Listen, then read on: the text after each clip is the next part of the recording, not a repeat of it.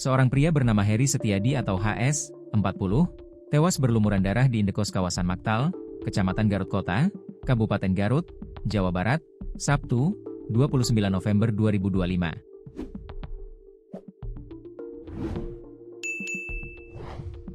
Jasad yang bekerja sebagai perias pengantin dan usaha catering hajatan itu ditemukan oleh warga sekitar lokasi yang curiga setelah mencium bau busuk sekira pukul 13 waktu Indonesia Barat. Setelah diperiksa dari balik jendela kaca, penghuni kos tersebut terlihat sudah membusuk dengan posisi badan telungkup di antara kamar mandi dan ruangan kamar.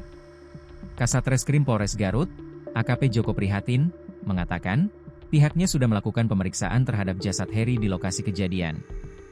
Hasilnya tidak ada tanda-tanda kekerasan terhadap korban, ujar Joko, dikutip dari Tribun Jabar, Sabtu, 29 November 2025.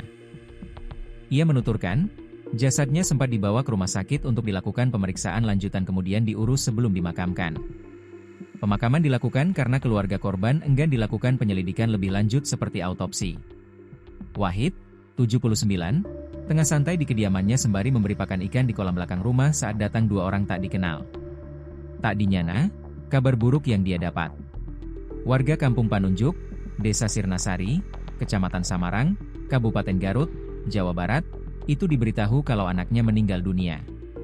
Wahid menuturkan, anaknya itu tidak berkomunikasi atau memberi kabar kepadanya sudah seminggu. Sejak malam kemarin, kata Wahid, dia sudah memiliki firasat aneh. Dia merasakan rindu yang dalam terhadap anaknya itu.